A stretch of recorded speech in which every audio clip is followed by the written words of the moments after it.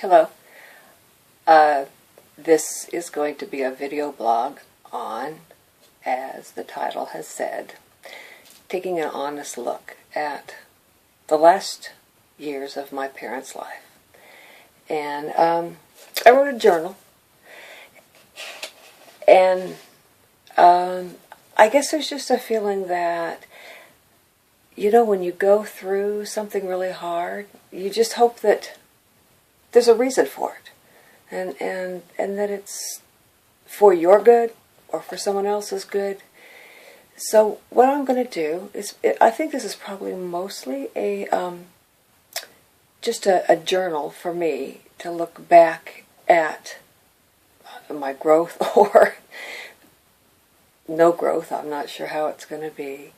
But I just want to share with someone, maybe somebody's out there who's had problems with dealing with parents or felt guilty that they didn't do it right.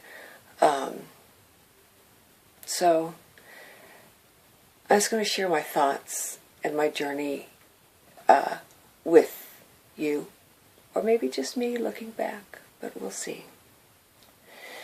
All right, here's my journal. In January, my dad took me aside. This is in 2010. My dad took me aside and said he just couldn't do this anymore. And what he meant by that, couldn't do this anymore, he couldn't handle the household bills. My mom had a minor stroke in 2007, but that caused her to not be able to walk well and definitely not be able to think well. And my dad was just really struggling with everything. So I told him that I would take over the running of the household. We live right across the street, so it seemed like it'd be easy. I told him I would take care of the decisions that had to be made. Thus began a descent into a very painful time in my life. Never have I done more soul-searching.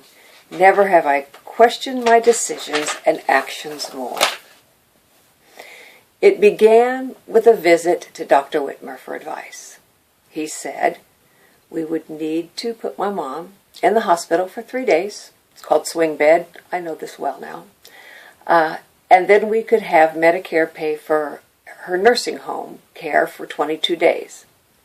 Seemed like an easy start. I told Mom the doctor said she needed to go for testing for Medicare benefits in the hospital. She didn't understand that she would be there for a few days, and each day she would ask why she was there, and I would try to give her a reassuring answer, but I felt like I was deceiving her. I would go home and cry. I felt like I cannot do this. This is beyond the call of duty for a daughter. That I was not equipped to deal with these decisions. I want to do the right thing. I want to do the right thing by my mom and my dad, but I don't know what the right thing is. What is honoring your parents? What is fulfilling their desires? Whose desires? Mom's desires? Dad's desires? Or what I think is right and beneficial for everyone. They're putting their faith in me, and in my opinion, that's not a smart move. I remember how I felt.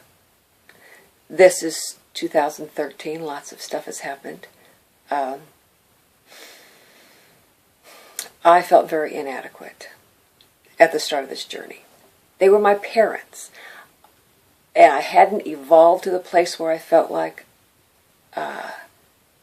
I was the parent and they were the child. They still were my parents who I respected and honored and listened to them.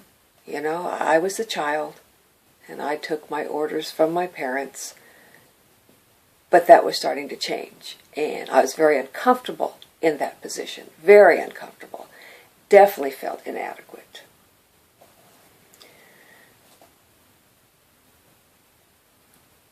Okay, she went in to the hospital on Monday, and oh man, I took the chicken way out. On 3 days later, on Thursday morning, she was transported. I wasn't even there. She was transported by the Good Samaritan bus to the nursing home, Good Samaritan. It was a beautiful, clean room, and it brand new wallpaper. Everything looked just so good. And I put pictures of all the family members in the room, and I bought flowers, and I said they were from my dad. And I brought pillows that she had embroidered and put them on her bed.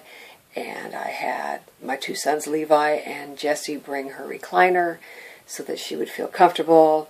And then everybody came and visited her, and even my brother Jim and Cheryl, they came when she was in the hospital and when she first came to Good Sam's.